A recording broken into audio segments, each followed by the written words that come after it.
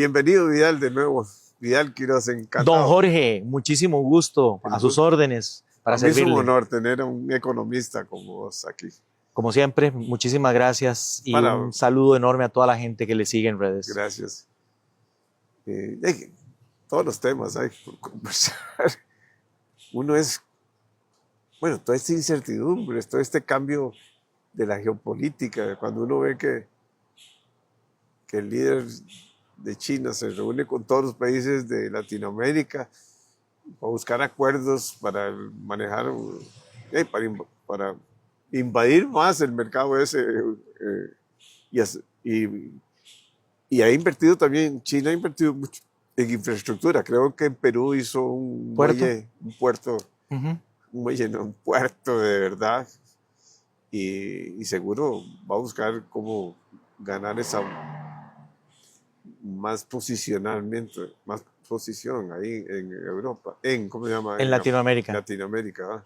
Sí, sin lugar a dudas. Lo que llama la atención es que efectivamente estamos en presencia de un cambio importante en los pesos y los contrapesos internacionales y quiénes van a ser en el futuro los grandes participantes. Me temo que por la forma como Estados Unidos ha venido desarrollando su política internacional, eso no le ayuda para nada a los Estados Unidos, sino que más bien favorece la presencia adicional de otras fuerzas como China o como Rusia en su área también de acción. De influencia. Por supuesto. Y mucho, por ejemplo, de la reciente política comercial que hemos estado viendo a través de la presidencia del señor Trump, que no le sale del todo los efectos que pretendía, digamos, tiros por la culata, lo que lo hace a uno pensar es que más bien está perdiendo tiempo Estados Unidos en ese tipo de guerras y en ese tipo de conflictos y cada vez pierde más relevancia en el mundo. Vea, por ejemplo, este que usted está mencionando. Esto que usted está mencionando es una visita que hace Xi Jinping a Brasil, invitan a los chilenos, a los colombianos y tratan de compensar el tema arancelario que Estados Unidos generó. Y Estados Unidos inmediatamente, específicamente Trump, responde y le dice al presidente Petro, al presidente colombiano, que va a cerrarle las válvulas del financiamiento al país. Es muy probable que China diga, no se preocupe, yo se las doy porque tienen recursos suficientes para eso. Entonces, cada vez más hay presencia de China en tema comercial, en tema tecnológico y, por supuesto, geopolítico. Usted menciona el puerto de Chancay que se hizo recientemente por los chinos y va a ser operado por los chinos. Pero es que el problema de Panamá, de buena manera, se dio porque había presencia en dos puertos pequeños de operadores hongkoneses en este caso. Y la gente que operaba esos dos puertos tuvo que vender no solamente eso, sino que los del mundo. Los compra una empresa estadounidense, BlackRock, en donde van incluidos puertos de los Estados Unidos. O sea, Estados Unidos reclama que en Panamá hay operación china y que eso le preocupa, pero en su propia casa, en su propio patio, hay operación china en los puertos. Y China tiene el puerto más grande del mundo. O sea, el de Shanghai. El de Shanghai es el más grande que todos los puertos de Estados Unidos. Juntos. Es una cosa, pero impresionantemente increíble. Y con una logística impresionante y una eficiencia. Y ahora con unos contenedores que sacaron, que son para no sé cuántas TEUs le llaman. Exactamente. Y que van a bajar los costos de transporte también, ¿verdad? Por supuesto, porque los hacen mucho más grandes. Pero tiene toda la logística de los puertos, tiene inteligencia artificial. Sí. Entonces, ahora, por ejemplo, poder colocar un contenedor en la cureña, o en la plataforma, es mucho más sencillo porque es a través de lectura óptica que lo colocan. Entonces lo hacen más eficiente, más barato y con menos riesgos de accidentes.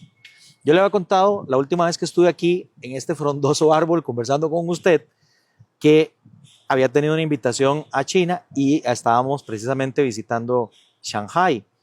Nos llevaron en teoría al puerto. Lo que pasa es que cuando llegamos estábamos muy lejos del puerto. Y en las oficinas donde nos mostraron que íbamos a ir al puerto, abrieron las puertas, y lo que había era una cantidad importante de jóvenes con inteligencia artificial, o sea, con cascos de realidad aumentada, audífonos y joystick, como jugando, y estaban operando el puerto desde ahí. El puerto más grande del El mundo. puerto más grande del mundo, operándolo desde la No. ciudad, en oficinas, con aire acondicionado, se tomaban su café, pero tenían un control enorme de todo lo que está ocurriendo en pantallas y en la realidad aumentada. Es una tecnología que nosotros realmente creemos que es de fantasía, pero ya existe. Y los chinos la tienen. Igual va a ser la educación. O sea, ya los chinos desde pre-kinder están con toda la inteligencia artificial y trabajando con todas las herramientas para que los chiquitos, con disciplina, que es muy importante, porque allá acuérdate que la disciplina es básica, ¿va? De ahí, lograr crecer y crecer, igual que lo hicieron los japoneses, igual que es que los países asiáticos tienen esa ventaja, sobre todo Japón y China, ¿va? Mucha disciplina. Mucha disciplina y una lucha por ser el mejor. O sea, ahí la gente no se rinde. Ese espíritu permanente de mejorar y crecer. No hay nada es gratis, ¿verdad? El crecimiento de China es un crecimiento que se dispara cuando se da más libertad, lógicamente, ¿verdad? Un control central de lo que es la planificación y de los nichos de mercado que se iban a atacar en el mundo, ¿verdad? Correcto. Y se salieron de las baratijas, ¿verdad?, a la alta tecnología. Ahora ya están sacando una computadora para competir con Windows y con todo. Ya eso es impresionante. Y es lamentable, don Jorge, porque nosotros aquí en el país estamos luchando por ver cómo hacemos con la 5G. Ya tienen ya 10. Ya 10G, la acaban de inaugurar. Entonces realmente esto nos afecta. Y por supuesto que no nos afecta para nada el ambiente de incertidumbre que se ha generado desde noviembre, cuando el señor Trump venía recuperando en las encuestas, se acentuó el 20 de enero, cuando toma posesión y desde el despacho Oval de la Casa Blanca comienza a firmar un montón de tira decretos. su política económica de 4 ejes: subo aranceles, bajo impuestos, me voy a comer una bronca con la migración y voy a darle la vuelta a algunos sectores, lo que él llamó la desregularización. Y entonces, por ejemplo, en ese caso, lo que hizo fue dejar de apoyar energías alternativas y regresar otra vez a carbón y a petróleo. Y vea qué interesante, porque los mercados se adelantan. Entonces, la promesa de Trump de que va a buscar más petróleo, de que va a tratar de hacer acuerdos con Irán, de que va a tranquilizar los conflictos, eso generó durante por lo menos esa época una disminución de tensiones, pero una expectativa, y aquí está el elemento clave, una expectativa en el mundo de que en el futuro va a haber más petróleo, porque Irán va a poner, Más oferta. y ellos van a producir más petróleo, me refiero a Estados Unidos, y mantienen un perfil muy bajo con Venezuela, pero están detrás del petróleo, sin lugar a dudas. Y eso ha hecho que el petróleo ahora ande cotizándose en 60, 63 dólares el barril de petróleo. Después de estar en 70 y pico. Claro, pero cuando estalló el conflicto bélico en Europa del Este, Rusia-Ucrania, llegamos a tenerlo en 125. Todo eso provocó, por ejemplo, que la inflación costarricense en agosto del 2022 llegara a un 12%. Hoy tenemos una inflación de nada. La interanual, que son 12 meses hacia atrás, es prácticamente nada. La acumulada del año es negativa. La que agregó el mes de abril es negativa. ¿Y por qué entonces, si hemos tenido tanta inflación negativa en el país? Con la tasa de política monetaria. La tasa sigue en un 4, ya vamos para eso. Pero ¿por qué entonces la interanual, que son 12 meses hacia atrás de abril, está positiva? Es súper interesante, porque en noviembre agregó inflación, 0,40 el índice de precios al consumo. Diciembre, 0,90. Enero, 0,30. Febrero, marzo y abril, otra vez en negativo. ¿Qué fue lo que ocurrió en nuestro país, que es una estructura productiva tan pequeñita que con cualquier cosita nos movemos y nos resfriamos? El petróleo. los precios. Acuérdese que en septiembre y octubre tuvimos un embate climático muy importante y tuvimos problemas en producción. Subió la brócoli, subió la papa. ¿Qué fue lo que más subió? El tomate. Yo en mis charlas eso es lo que hablo. El efecto tomate se dio en ese trimestre.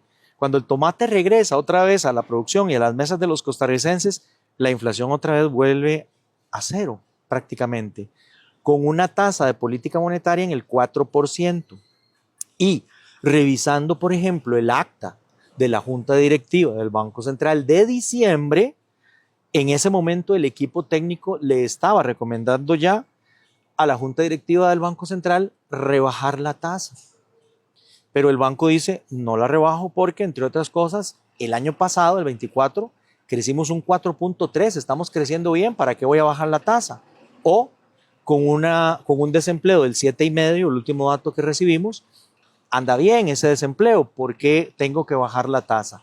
Sobre todo considerando que todo esto que decíamos de la guerra arancelaria, todo es inflacionario. Subir los aranceles, disminuir la oferta por la restricción migratoria, sobre todo en agricultura, en comercio, en restaurantes, que es donde los migrantes están. O la teoría de Trump es, con los aranceles que recojo, bajo los impuestos locales y la persona va a poder consumir más. Sí, pero si la oferta bajó y a China le puse un candado, ¿qué voy a comprar? Es que no se puede, vamos a ver, vos no puedes sacar a China de la ecuación porque definitivamente son los productores del mundo, es la mayor producción del mundo, está en China. En bienes, en servicios ahí va comenzando, pero sobre todo China se salió o sea, el mundo está totalmente Integrado. Sí, o sea, señor. vos vas a hacer un carro y ese carro vienen piezas distintas, las llantas de uno, del otro, del otro. Y entonces vos lo que haces es ensamblar. China lo que tiene la ventaja es que todo lo está produciendo internamente. Entonces, y además tiene oferta de mano de obra impresionante, ¿verdad? Y una gran tecnología. Entonces, por ejemplo, en carros, yo veo que cada vez más carros chinos aquí. Y a mejores costos. Y a mejores costos. Así es. Y no solamente tiene la ventaja de esa gran cantidad de mano de obra. Tecnológicos impresionantes, ¿verdad? Así es. No solamente, don Jorge, tiene la ventaja de contar con gran cantidad de mano de obra, que cada día más la está especializando. Empezó incluso como estuvo Costa Rica durante muchísimo tiempo. Sí. Costa Rica con la apertura y la diversificación empezamos con camisetas y boxer, ¿usted lo recuerda? Yo producía camisetas, así que yo sé, cuando yo agarré una camiseta y dije, bueno, si la compro en China vale $1, digamos, y solo la hilaza, sin hacer la tela, costaba $1, así que yo no hay nada que hacer, hay que cerrar. Bueno, pero vea el caso de Costa Rica, por ahí empezamos nosotros, luego en el 96 dimos un salto de calidad con la llegada de Intel, y ya lo demás es historia. Zonas Francas haciendo un aporte importante a la diversificación de Costa Rica, su presencia global, en donde hoy por hoy destacamos en productos médicos y en la contribución con los chips.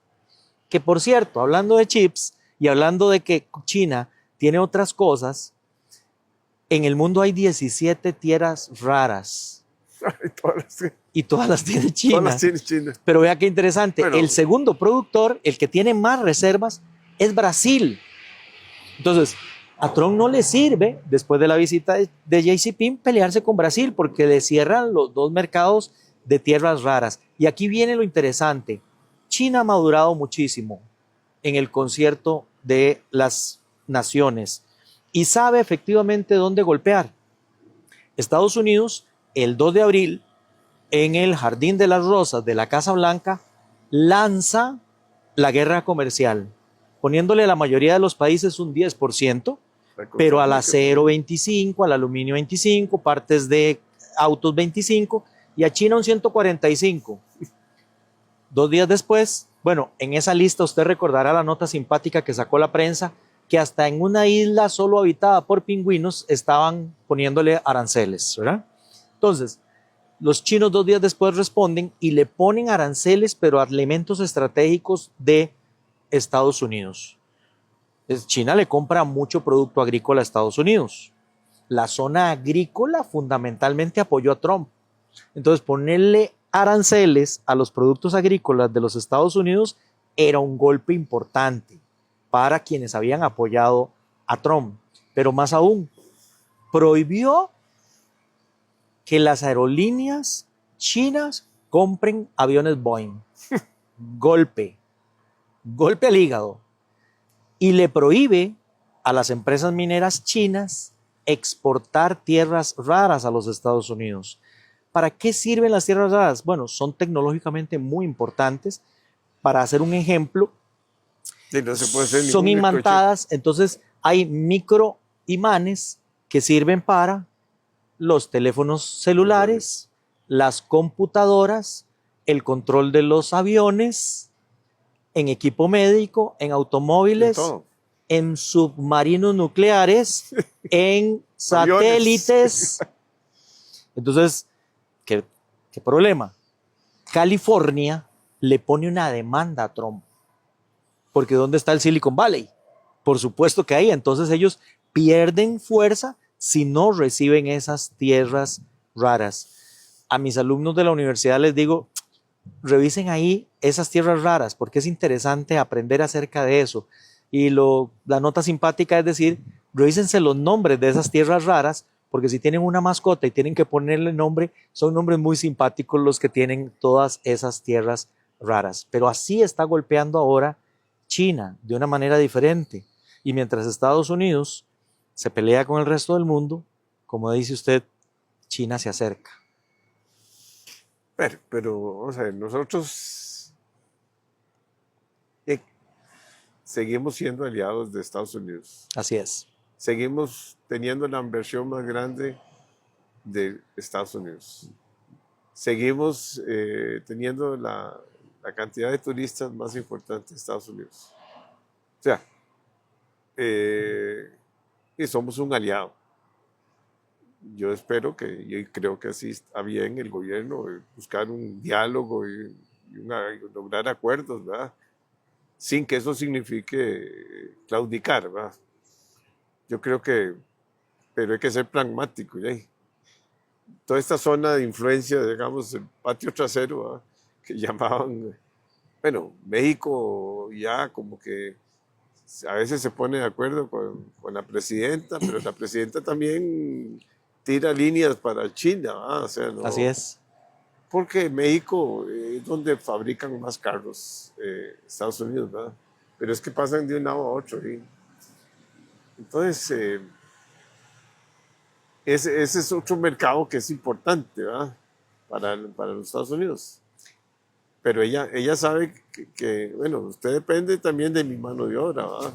Así es. Depende de muchas cosas, así que vamos a medir aquí fuerzas, ¿verdad? Un poco, ¿verdad? Hay que sentarse a negociar y es lo que me parece Y eso es lo que ha faltado, ¿verdad?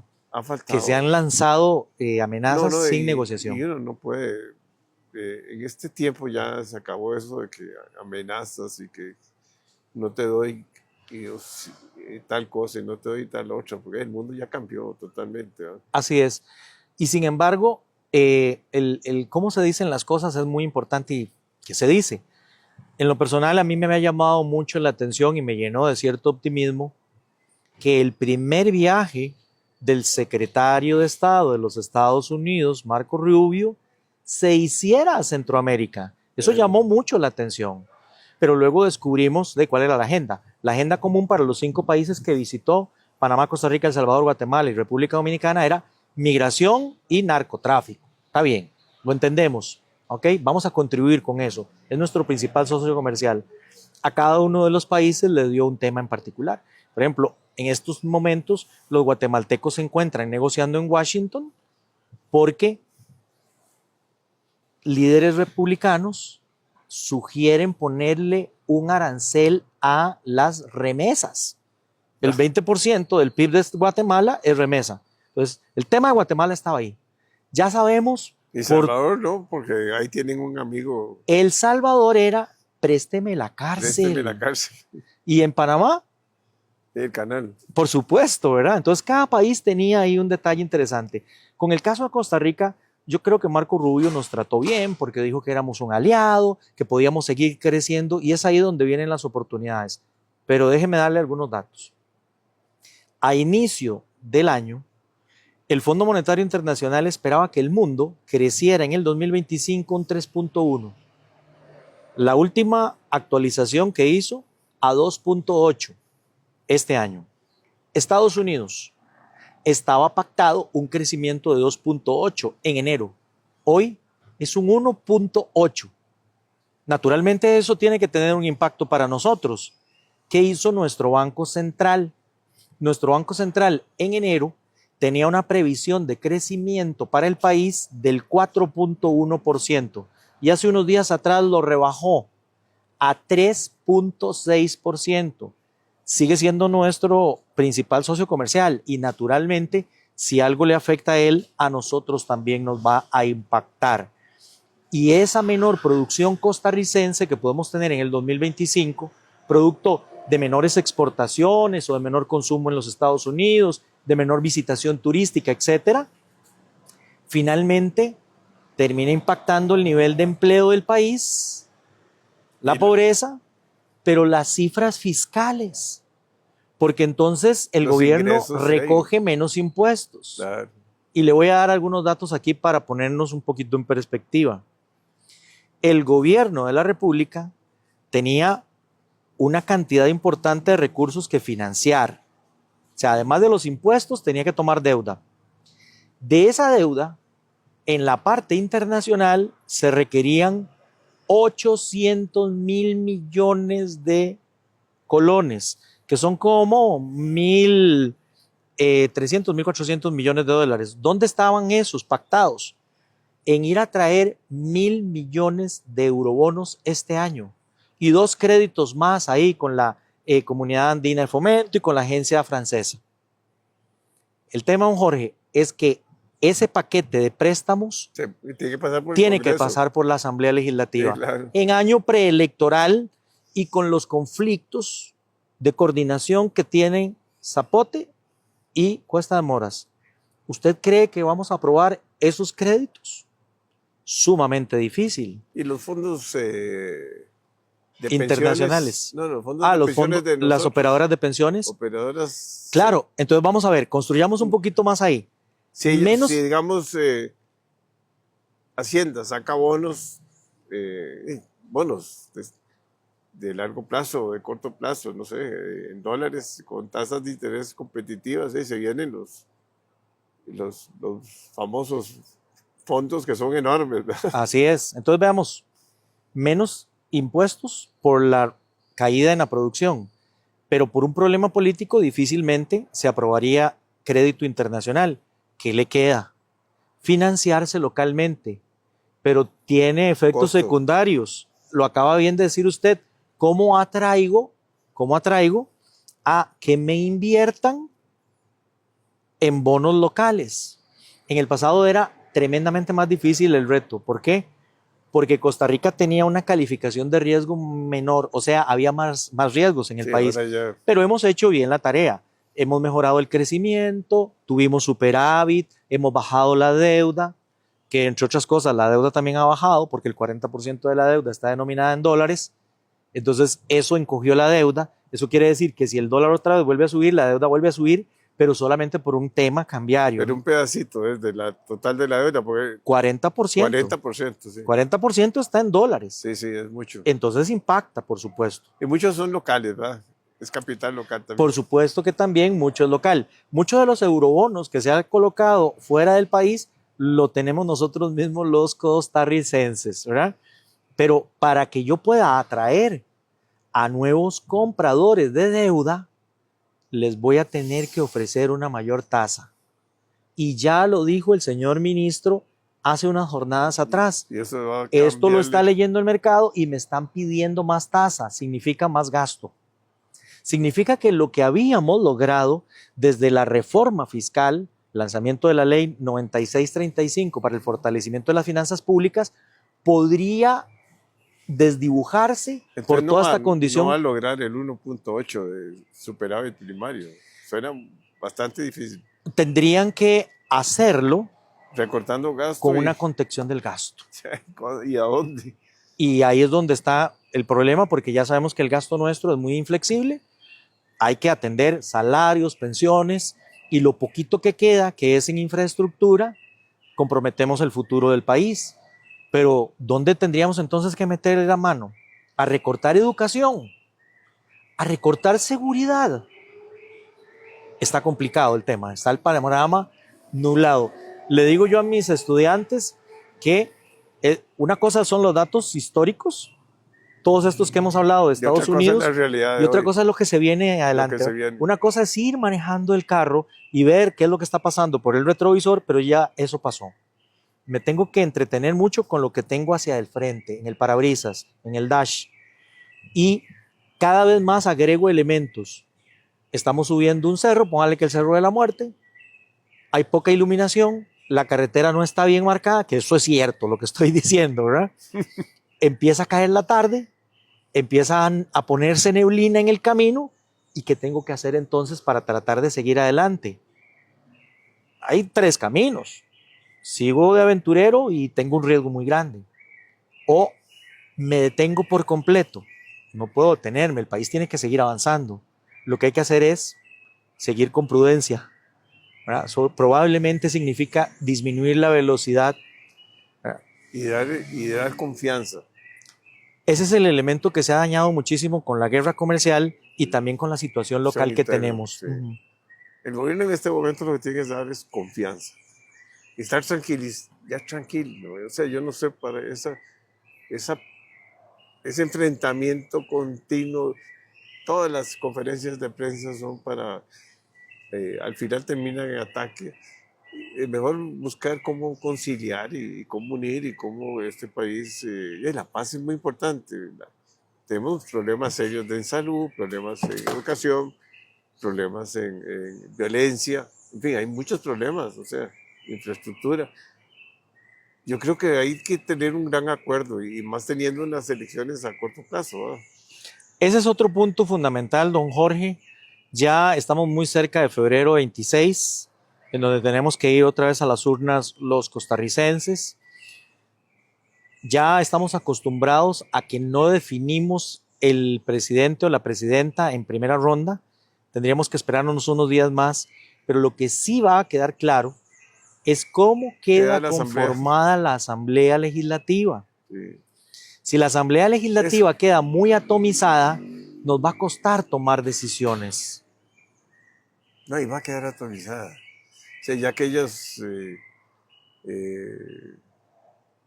yo nunca he visto, por ejemplo, solo el tiempo, creo que fue Luis Alberto Monge, que tuvo una mayoría muy pequeña, pero mayoría. Al final negociaba con dos o tres de la oposición y ya, o como hubiera bipartidismo, pues se podía lograr cosas más fáciles, ¿verdad? Tenían que negociar con el diputado de Cartago, con Brenes. Cachimbal hacía lo que quería. Yo necesito esto para eso y se me lo dan. Y lo lograba. Y lo lograba, pero hey, eso yo me acuerdo de eso en el tiempo de Daniel Oduber, Cachimbal. Claro. Y Cachimbal era un personaje. Sin duda. Ahora no hay cachimbales, ahora lo que hay es un enfrentamiento muy feo en el Congreso, ¿verdad? De no hay solo atacarse continuamente entre unos y otros y cada uno más violento, digamos, ¿verdad? Yo creo que eso es muy dañino para un país. Y bueno, y eso también va para Estados Unidos. O sea, si Trump sigue enfrentándose abriendo tantos frentes, digamos, se le va a complicar más la cosa. Él tiene que preocuparse primero por estabilizar el país, por lograr la paz, por dejar de gastar tanta plata en armamentos. O sea, la guerra ahí sigue, ¿verdad? No ha cambiado. Parece que Ucrania la están dejando que siga ahí. Los europeos no quieren ceder tampoco. Y China menos, Rusia menos, ¿verdad? Rusia cada vez más bien que puede, coge un poquito más de tierra, ¿verdad? Y Ucrania tiene muchas tierras raras también. Precisamente Estados Unidos estaba muy interesado en Claro. que se lograra algún acuerdo Pero militar, pero a cambio de las tierras raras. Y eso fue lo que le prometió a Zelensky. Sí. Yo le voy a ayudar en esta negociación, pero sí, necesito firmar un convenio para la exportación de tierras raras. Precisamente en las últimas horas se iniciaron las negociaciones Rusia-Ucrania con un tremendo problema, que a inicios de semana el presidente Trump había dicho que ese jueves arrancaban las negociaciones con la presencia de Putin y Zelensky, y ninguno de los dos llegó. Sí. Pero el presidente Trump también había prometido que llegando al poder, 24 horas después tenía solucionado el conflicto. Nada de eso, don Jorge, ha pasado. Entonces se sigue lesionando la confianza, y aquí voy, la credibilidad de un participante tan trascendental como los Estados Unidos. Y aquí no estoy hablando de Trump, estoy hablando de los Estados Unidos como un participante importante en el concierto de naciones. Y esa es una de las temáticas que más me preocupa a mí, lesionar justamente esa confianza, esas relaciones. Un país tan grande, tan importante, tan lleno de gente valiosa, que lo que tiene que preocuparse ahora es por crecer y por mejorar la calidad de vida de su gente. Así es. En eso hay que admirar mucho, parece mentira, los chinitos, ¿verdad? Porque ellos ahorran mucho y invierten y se han preocupado por mejorar la productividad del país, ¿verdad? Bueno, yo creo que es una cátedra la que das vos. O sea, muchísimas gracias, te don Jorge. voy a invitar otra vez. Usted sabe que, como siempre, vamos a estar presentes, y por favor invíteme al lanzamiento de su próximo libro. Ahí estaremos en la Asamblea Legislativa. En la Asamblea el jueves. Ok. Entrante a las 6 de la tarde, ahora te mando una invitación. Por favor. Y creo que es importante porque yo he logrado, a través de 3 años básicamente, traer gente muy importante y que aporte ideas, ¿verdad? Yo lo que hago es nada más como tratar de poner un poquito mis ideas, pero respetando lógicamente a gente tan buena como vos. No, yo me siento muy a gusto con usted, sabiendo también de su experiencia y lo que representa para el país y lo que ha hecho para el país y que seguirá haciéndolo, don Jorge. Muchas gracias. No, lo hago con mucho sacrificio personal, pero lo hago porque le digo a mis hijos que eso es un legado. Y todos tenemos que dejar un legado por este país. Ahora no se vale rendirse. Yo he luchado mucho en distintas cámaras y todo, pero yo creo que lo importante es lograr la paz, la tranquilidad y nivelar el desbalance social que hay tan serio, ¿eh? Eso sin lugar a dudas. Porque la violencia viene de que la educación está muy mal, que la salud está mal, que otros temas, ¿verdad? Y que si hubiéramos abierto mejores oportunidades, los jóvenes no se van a buscar esas malas prácticas, correcto. Muchas gracias. Don Jorge, como siempre, que esté muy bien. Hasta luego.